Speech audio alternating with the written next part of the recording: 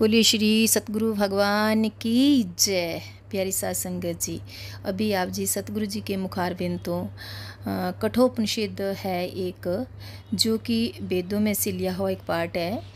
उसमें से तीसरा चैप्टर है, उसका क्वेश्चन है ये। और ये बड़ोग आश्रम में सतगुरु जी ने सभी संगत को बड़े ही प्रेम के साथ और डीपली समझाया, और इस तरह उन्होंने समझाया कि हर संगत के मन में अच्छी तरह से वो शब्द जो है वो समझ में आ जाए। तो आइए सुनते हैं। करंट देता ना, ओनू हेल्प करता है, चेतना हाँ प्रदान करता है। ਤੁਸੀਂ ਐ ਦੱਸੋ, ਜਿਹੜੀ ਤੁਹਾਡੀ ਆ ਦੇਖਣ ਵਾਲੀ ਵਸਤੂ ਹੈ ਜਾਂ ਬਿਰਤੀ ਹੈ ਜਾਂ ਬਿਰਤੀ ਹੈ, ਤੇ ਦੋਨੋਂ ਜੜ ਹੋ ਗਈਆਂ, दो चीजें हो गई। ਹਾਂ। ਅੰਤःਕਰਣ ਝੂਠੀ तो अंत ਟਿਕ ਗਈ ਤੇ ਹਟ ਗਈ। ਦੇਖਣ ਵਾਲਾ, जब ਦੇਖਣ ਵਾਲੀ ਚੀਜ਼ ਤੇ वृत्ति, ये तीन हो गई जड़।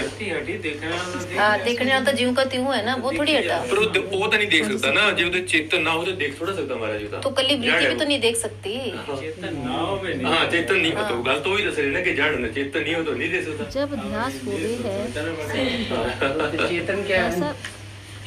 चेतन चेतन जो अपने को भी जाने दूसरे को भी जाने, वो चेतन जड़ नहीं है, वो चेतनता है। हाँ वो जड़, क्योंकि जे साढ़े चेतन ते नहीं असि नहीं देख सकते, असि कुछ नहीं कर सकते, ना किसी को दिखा सकते हैं। चेतन किसको बोलते हैं? तू देख रहे हैं कि चेतन देख रहे हैं? मैं चेतन के द्वारा मैं देख रहे हैं, आँख देख रही है सूरज की रोशनी द्वारा, आँख देख रही सूरज की रोशनी द्वारा। हाँ जी, सूरज की रोशनी सच्ची का झूठी है तो झूठी है। नहीं इतने तो हाँ इतने तो वो सच्ची है, इतने उन्हें सच्ची हाँ इतने सच्ची कमांगे महाराज जी।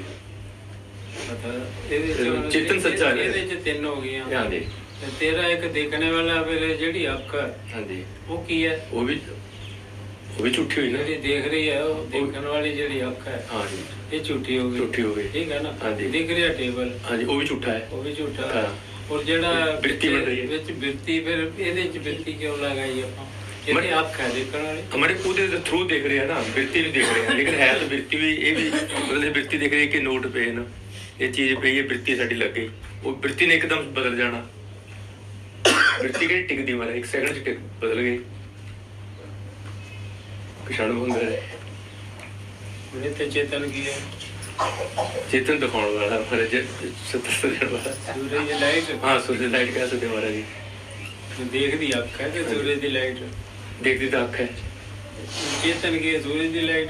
हाँ जी, यदि सत्ता ना देख सत्ता नाम लिखे। हाँ जी, चेतन अख है। हाँ जी, दिखता टेबल। हाँ जी, ये तीन चीजें कड़ी हुई, एक देखदी वाली अख हो गई, अख हो गई, एक टेबल हो गई, एक टेबल हो गया, एक जिस नाल दिखती हुई है लाइट हो गई। हाँ लाइट नु तो ये तो दो तीन हो गया। लाइट भी तो क्या है, ये भी झूठी है। तो मर्जी लाइट झूठी, टेबल झूठा, तीन झूठी हो गई ना। ओ ये तीजी फिर कड़ी आँख झूठी। फिर मेरे ने आखिरी वृत्ति जेडी तुसी सोच ली है, वृत्ति मैं तो हमारी वृत्ति कह रहे थे। रुपया देख रही है, आपकी वृत्ति मेज देख देखो रही है। इतने जड़ी वृत्ति है ना जी महाराज। इतने वृत्ति की जगह ते अख है।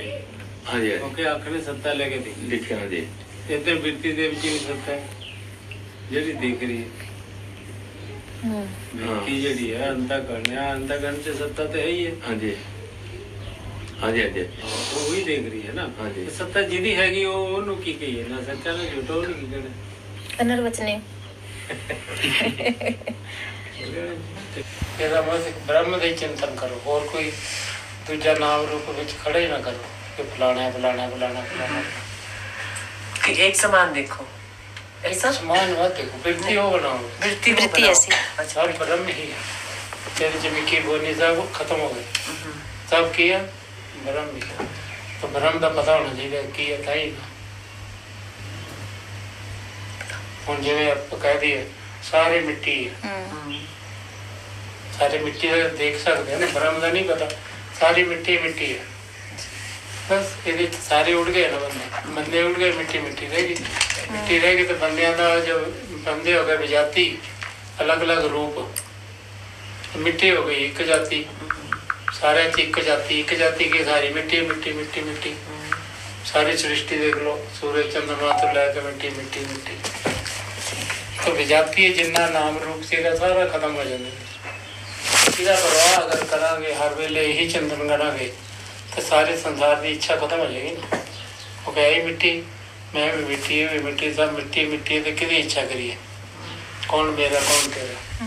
ਬਣਦਾ ਵੀ ਇਹ ਵਿਜਾਤੀ ਸਾਰਾ ਉੱਡ ਜਾਏ। ਮਤਲਬ ਇੱਦਾਂ ਉਹ ਬ੍ਰਹਮ ਦੀ ਗੱਲ ਕਰ, ਅਗਰ ਸਾਨੂੰ ਬ੍ਰਹਮ ਦੀ ਸਮਝ ਆ ਜਾਏ, ਆਤਮਾ ਦੀ ਸਮਝ ਆ ਜਾਏ ਤਾਂ ਆਤਮਾ ਕਰ ਬਿਰਤੀ ਬਣਾ ਕੇ ਰੱਖਣੀ। ਸਜਾਤੀ ਬਿਰਤੀ ਮਤਲਬ ਇੱਕੋ ਜਾਤੀ ਦੀ ਬਿਰਤੀ। ਸਜਾਤੀ ਮਤਲਬ ਇੱਕੋ ਜਾਤੀ। ਦੂਸਰੀ ਜਿਹੜੀ ਉਹਦੇ ਤੋਂ ਵਿਰੁੱਧ ਚੀਜ਼ ਹੈ ਉਹਨੂੰ ਵਿੱਚ ਆਉਣ ਹੀ ਨਹੀਂ ਦੇਣਾ। ਜਿਵੇਂ ਆਪਾਂ ਗੁਰੂ ਨਾਨਕ ਸਾਹਿਬ ਦਾ ਧਿਆਨ ਕਰੀਏ ਤਾਂ ਗੁਰੂ ਨਾਨਕ ਸਾਹਿਬ ਦਾ ਹੀ ਧਿਆਨ ਹੋਣਾ ਚਾਹੀਦਾ। ਇਹਦੇ ਵਿੱਚ ਨਹੀਂ ਨਾਲ ਕੋਈ ਹੋਰ ਕੋਈ ਆ ਜਾਏ, ਵਿੱਚ ਦੇਵੀ ਦੇਵਤੇ ਆ ਜਾਣ ਜਾਂ ਫਲਾਣਾ ਆ ਜਾਏ, ਟਮਕਾਣਾ ਜੀ, ਨਹੀਂ। ਉਹਦਾ ਹੀ ਚਿੰਤਨ ਕਰੀ ਜਾਵਾਂਗੇ ਤਾਂ ਉਹਦਾ ਹੀ ਰੂਪ ਹੋ ਜਾਵਾਂਗੇ। तो ये होगी सजाती वृत्ति। ਸਜਾਤੀ ਮਤਲਬ ਇੱਕੋ ਜਾਤੀ। जी। ਜਿਹੜੀ ਉਸ ਤੋਂ ਵਿਰੁੱਧ ਚੀਜ਼ਾਂ ਨੇ ਉਹ ਵਿੱਚ ਆਉਣ ਹੀ ਨਹੀਂ ਦੇਣੀਆਂ। जैसे हम गुरु और उनका करते हैं, ਸਾਕਾਰ ਰੂਪ ਦੀ ਗੱਲ ਕਰ ਰਹੇ ਹਾਂ। ਅੱਛਾ, ਅੱਛਾ। ਉਹਦਾ ਉਦਾਹਰਨ ਦੇ ਰਿਹਾ। ਆਤਮਾ ਤਾਂ ਸਭ ਦਾ ਆਪਣਾ ਹੀ ਹੈ। ਤਾਂ ਆਤਮਾ ਨੂੰ ਸਮਝ ਆ ਜਾਏਗੀ ਤੇ ਆਤਮਾ ਘਰ ਬਿਰਤੀ ਬਣਾ ਕੇ ਰੱਖਣਾ। ਹਰ ਵੇਲੇ ਮੈਂ ਆਤਮਾ ਸਾਖੀ ਦ੍ਰਿਸ਼ਟਾ, ਦ੍ਰਿਸ਼ਟਾ ਲਾ ਲਓ, ਸਾਖੀ ਲਗਾ ਲਓ, ਇਸ ਭਾਵ ਦੇ ਵਿੱਚ ਰਹਿਣਾ ਹਰ ਵੇਲੇ। ਸੰਸਾਰ ਵਿੱਚੋਂ ਉੜ ਜਾਏ, ਸਰੀਰ ਵੀ ਗਿਆ, ਮਨ ਬੁੱਧੀ ਵੀ ਗਈ, ਸੰਸਾਰ ਵੀ ਗਿਆ। ਮੈਂ ਸਾਖੀ ਹਾਂ, ਮੈਂ ਦ੍ਰਿਸ਼ਟਾ ਹਾਂ, ਮੈਂ ਚੇਤਨ ਹਾਂ। ਇੱਕੋ ਜਾਤੀ ਹਰ ਵੇਲੇ ਹੀ ਖਿਆਲ ਚਿੰਤਨ ਬਣ ਜਾਏ ਤੇ ਫਿਰ ਦੂਜਾ ਉੜ ਜਾਏਗਾ, ਉਹ ਰਹਿ ਜਾਏਗਾ ਸਜਾਤੀ ਵਾਲਾ, ਬਾਕੀ ਸਭ ਖਤਮ ਹੋ ਜਾਏਗਾ। ਫਿਰ ਉਹਨੂੰ ਆਪਣੀ ਸਾਖੀ ਪੁਣੇ ਦਾ ਪਤਾ ਵੀ ਚੱਲ ਜਾਏਗਾ, ਬਿਰਤੀ ਇੱਕੋ ਰਹਿ ਜਾਏਗੀ। ਇੱਦਾਂ ਹੁਣ ਕੋਈ ਸਰਕਾਰ ਦਾ ਧਿਆਨ ਕਰਦੇ ਆ, ਕੋਈ ਕ੍ਰਿਸ਼ਨ ਜੀ ਦਾ, ਕੋਈ ਰਾਮ ਜੀ ਦਾ, ਕੋਈ ਗੁਰੂ ਨਾਨਕ ਦੇਵ ਜੀ ਦਾ। ਹੁਣ ਗੁਰੂ ਨਾਨਕ ਦੇਵ ਜੀ ਦਾ ਧਿਆਨ ਕਰਾਂਗੇ ਤਾਂ ਅੰਦਰ ਗੁਰੂ ਨਾਨਕ ਦੇਵ ਜੀ ਰਹਿਣੇ ਚਾਹੀਦੇ ਬਸ। ਅੱਖਾਂ ਬੰਦ, ਸੰਸਾਰ ਵੀ ਉੱਡ ਗਿਆ, ਹੋਰ ਕੋਈ ਧਿਆਨ ਕਿਸੇ ਦਾ ਹੋਵੇ ਹੀ ਨਾ। ਨਾ ਕੋਈ ਖਿਆਲ ਉੱਠੇ, ਨਾ ਚਿੰਤਨ ਹੋਵੇ, ਨਾ ਸੰਸਾਰ ਦਾ, ਨਾ ਵਾਚ, ਨਾ ਕੋਈ। ਤੇ ਆਪੇ ਹੀ ਬਿਰਤੀ ਜਿਹੜੀ ਗੁਰੂ ਨਾਨਕ ਰੂਪ ਹੋ ਜਾਏਗੀ, ਪ੍ਰਗਟ ਹੋ ਜਾਏਗੀ।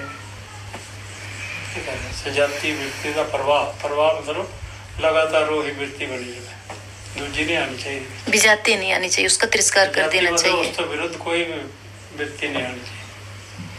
जिਵੇਂ एक मनुष्य जाति है, एक जाति की है मनुष्य। और घोड़ा जाति अलग है, घोड़ा होर हो गया, हाथी जाति होर हो गई। इस तरह जातियां बदल जाती ना। तो इतने आत्माकार वृत्ति जी आत्मा एक जाति है, इको जाति की वृत्ति बना देंगे तो फिर वही वृत्ति पक्की हो जाएगी। संसार की वासना खत्म हो जाए।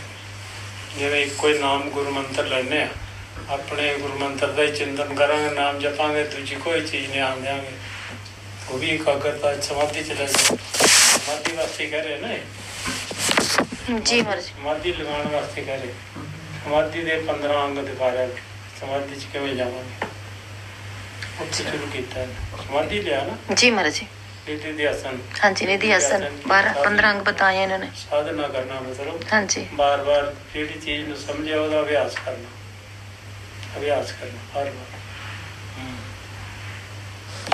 कितनी जातियां शुरू हुई, अभी शुरू हुए। सजातीय वृत्ति का प्रवाह और विजातीय का तिरस्कार, यही परमानंद स्वरूप नियम है। तिरस्कार मतलब दूजी आनी नहीं देनी, ਉਹਦਾ ਹੀ ਪ੍ਰਵਾਹ हर वेले ਉਹਦਾ ही चिंतन चलेगा। बुद्धिमान लोग इसका नियम पूर्वक पालन करते हैं। अप्रोक्षण बुद्धि की जो बुद्धिमान है, जो इसी लाइन में ऐसे ही करते हैं वो। हाँ, ये करते हैं, they follow this। बुद्धिमान जो समझदार लोग हैं वैसे ही करते, जो इधर लगे हुए। प्रपंच को चेतन स्वरूप देखने से उसके स्वरूप का त्याग करना ही महान पुरुषों का वंदनीय त्याग है। प्रपंच को चेतन स्वरूप देखने से उसके रूप का त्याग करना ही महान पुरुषों का वंदनीय त्याग है। स्वरूप क्या है? स्वरूप है का स्वरूप। माँ जी, एक बार स्वरूप है, एक बार रूप है। फिर पढ़ती हूँ। प्रपंच को चेतन स्वरूप देखने से, जिस यहाँ स्वरूप है, प्रपंच को चेतन स्वरूप देखने से उसके रूप का त्याग करना ही महान पुरुषों का वंदनीय त्याग है। ਹੁਣ ਜੇ ਇਹਦਾ ਸਰੂਪ ਦੇਖੀਏ ਤਾਂ ਕੀ ਹੈ ਸਾਰਿਆਂ रूप स्वरूप का पता क्या। प्यारी सात संगत जी, आप जी ने सतगुरु जी के मुखारविंद सुना कि भगवान को अगर एक ही वृत्ति रख करके पाएंगे तो वो अपने आप प्रकट होते हैं अपने भक्त के लिए।